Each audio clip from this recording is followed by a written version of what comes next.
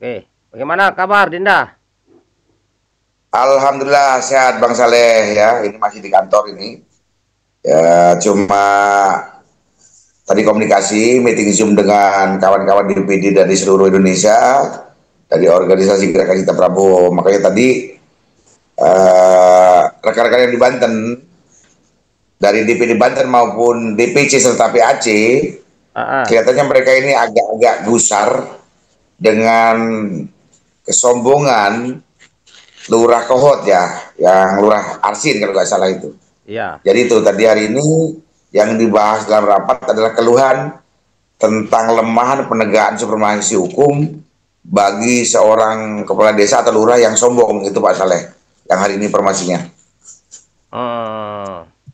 Kalau nggak salah viral itu, anunya itu, kata-katanya. Tidak ada yang bisa penjarain gue katanya, sekalipun presiden. Bagaimana menurut Dinda itu? Nah, ini yang dimaksud tantangan ini ya. Padahal baru beberapa hari yang lalu Pak Presiden Prabowo dalam sebuah sambutannya ataupun dalam sebuah acara mengatakan bahwa Pak Prabowo itu sudah mengatakan tidak ada satupun bangsa Indonesia yang kebal hukum, Hmm. siapapun dia, ya. Ini hanya seorang kepala desa atau lurah berani menantang begitu. Tentunya ini adalah kesempatan untuk Pak Prabowo dan kabinetnya serta pihak kepolisian yang benar-benar mampu menyamakan kedudukannya dalam hukum siapapun ya. Jadi kalau memang tidak bersalah, memang tidak ada satupun yang bisa mengkasuskan dirinya. Tapi kalau ini diprediksi banyak kesalahan ataupun melakukan pelanggaran hukum, intinya satu, tidak ada yang kebal. Hmm. Begitu begitu berhadapan dengan hukum ini, Lurah Yasin ya, Asrin. Arsin ya, Apa? Iya, ah, Asrin. Arsin ya. Arsin. Ini seorang kepala desa sudah mengatakan demikian, kalau tidak ada kekuatan besar di belakangnya, saya rasa nggak ada yang berani, Bang Saleh ya. Hmm. Tapi karena kesombongan itulah yang menyebabkan kegaduhan, menyebabkan banyak orang kesel dengan seorang lurah. Dan akhirnya yang terjadi apa? Siapa sih sebenarnya sosok lurah ini, Lurah Arsin ini? Iya. Kok begitu hebat sampai mengatakan bahwa tidak ada satu pun kekuatan yang mampu memenjarakan dirinya atau menyentuh dirinya walaupun itu seorang presiden. Berarti kan Pak Arsin ini lebih hebat dari presiden dong, Itulah. ya. Dan ini kalau dibiarkan terus nanti semakin banyak orang yang berani mengatakan begitu. Padahal indikasi banyaknya pelanggaran pidana yang dilakukan oleh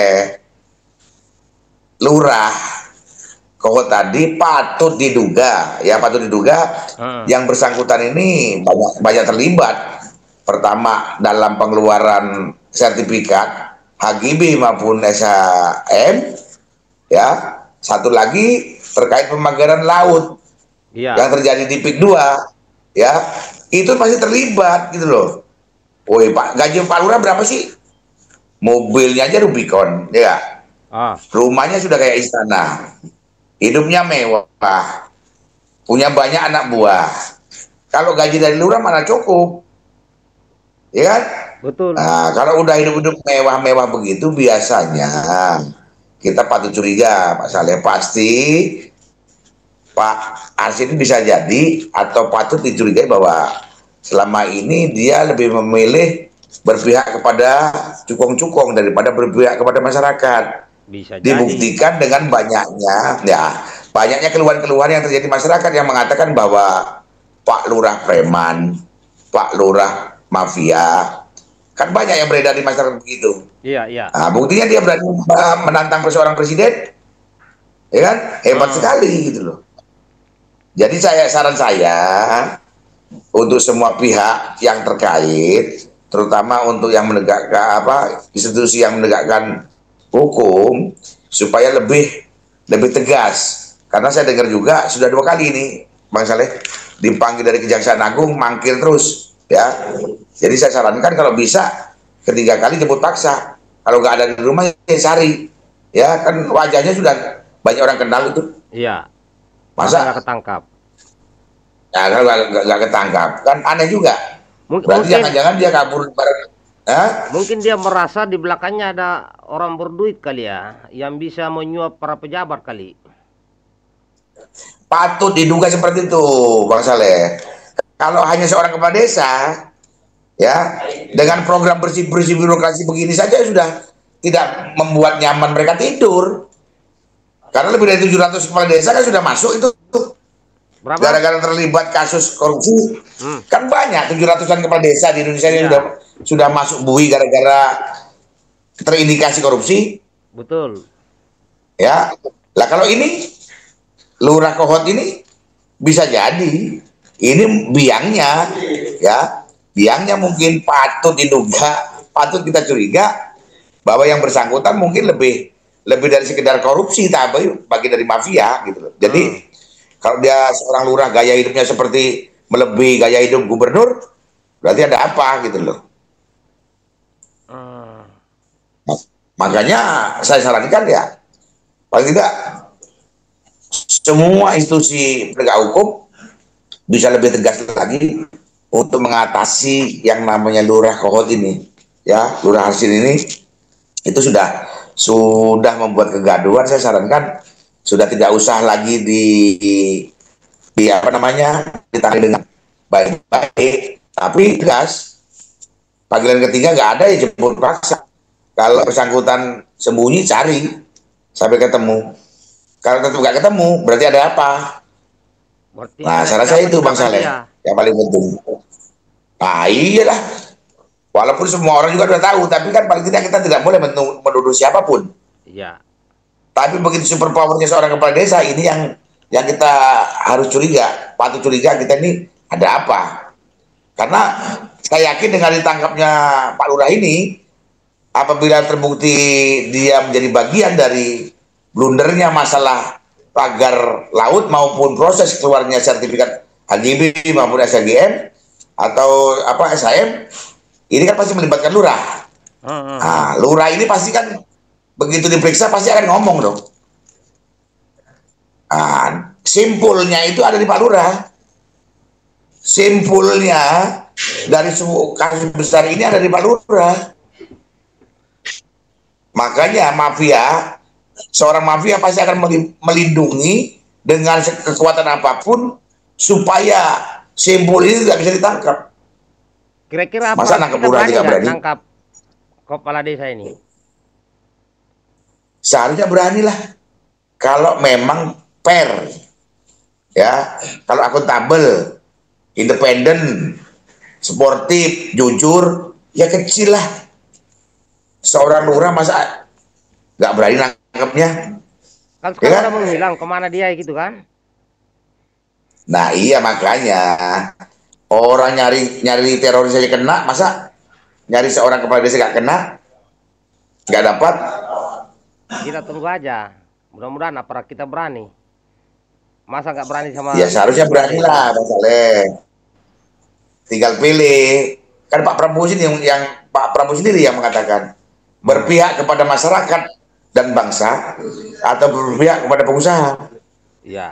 Nah itu kan penawarannya Pak Prabowo. Ya, Oh, dari 100 hari pertama ini adalah bersih-bersih birokrasi. Siapapun dia, kalau memang terindikasi melakukan pelanggaran pidana, tidak ada yang kebal. Kalaupun tersangkut korupsi, sikat habis.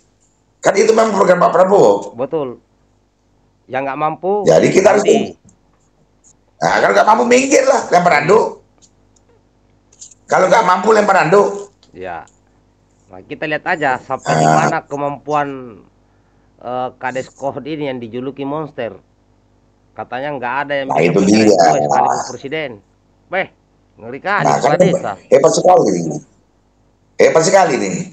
Ini kepala desa Superman ini, super power ini. Hmm, Ya, iya. kepala desa. Aduh, bukan kita nyempilkan kepala desa, tapi paling tidak seorang kepala desa yang memang benar-benar terpilih dan bagus atau paling tidak layak untuk jadikan kepala desa, nggak mungkin berani ngomong begitu, Pak Saleh. Ini sama aja Ya, berani kalau menantang tidak ada Presiden Prabowo ini. Wah, ngeri ish, ini.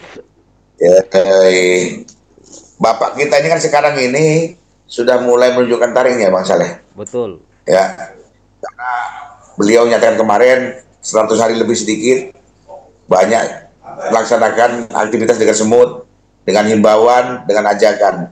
Tapi ketika himbauan ajakan tidak direspon, bahkan ngenyek, katanya kan, malah menghina, ya dia akan menggunakan kekuatan yang lebih full power. Makanya sudah diinstruksikan kepada Kapolri, Jaksa Agung, BPK, KPK, BPKP, KPK, nah untuk bekerja silakan kata dia. Nah makanya kita tunggu sekarang. Ya.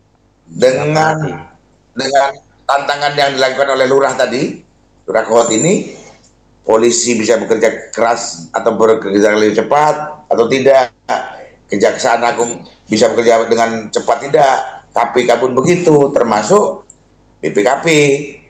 Ya, saya harapkan suruh awasi sama anggota di sana, Dinda. Ya.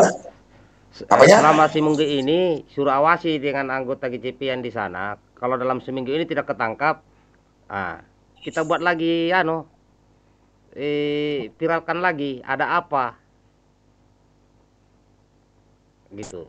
Boleh, makanya ini kan pengurus GCP Banten itu kan DPD ada, DPD ada, DPC ada, bahkan PAC ada. Itu ada di seputaran mereka. Ya. Nanti saya instruksikan paling tidak bisa bantu monitoring ya.